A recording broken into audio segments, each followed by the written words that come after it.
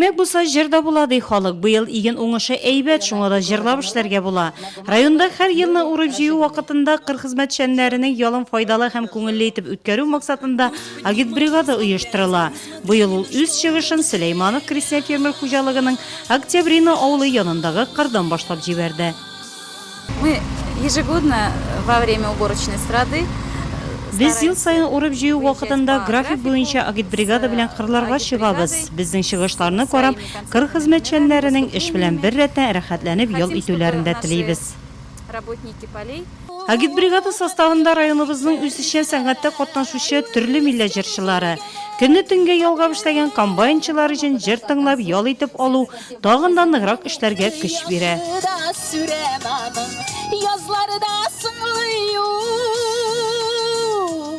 Бу безнең бүген беренче концертыбыз.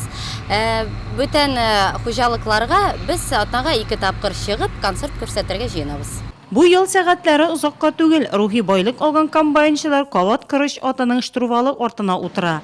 Ял күңелле үткәч эшләве дә рәхәт шул.